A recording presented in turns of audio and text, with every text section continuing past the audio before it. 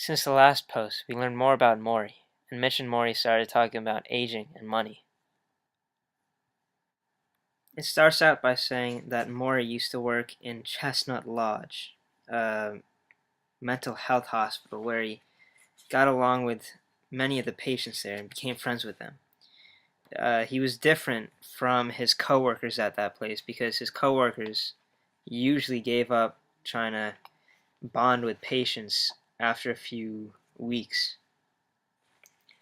During his 5 years at Chestnut Lodge, he observed patients being rejected and ignored, and he realized that some of them just wanted people to notice them, for them to be recognized as people. So when he befriended the patients, it left a deep impact on all of them, on whoever he touched. He came to Brandeis after his work in the mental health field, just before the 60s began. Within a few years, the campus became a hotbed for cultural revolution. Drugs, sex, race, Vietnam protests. Abby Hoffman attended Brandeis. So did Jerry Rubin and Angela Davis. Morrie had many of the radical students in his class.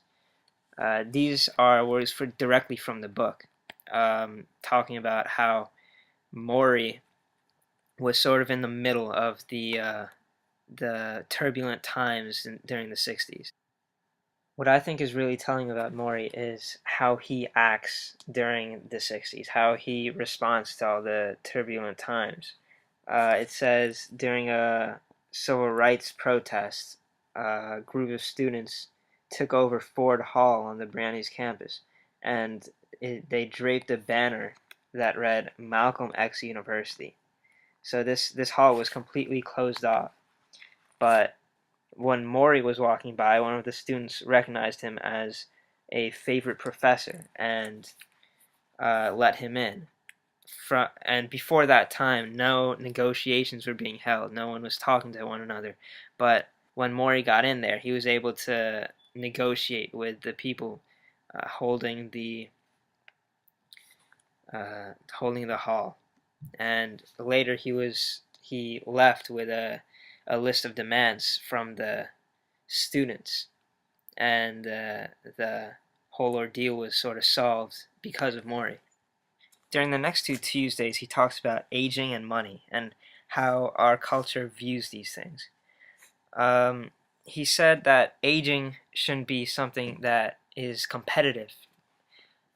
He says he doesn't envy Mitch because he was once his age and he had his chance. Uh, and as for money, he talks about how people value money over most things that over things that he believes are much more important in life.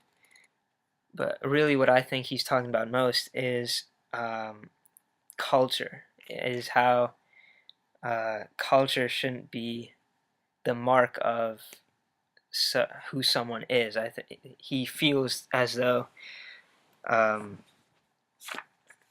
people should decide what they should do on their own, independent of culture, and sometimes even in spite of culture.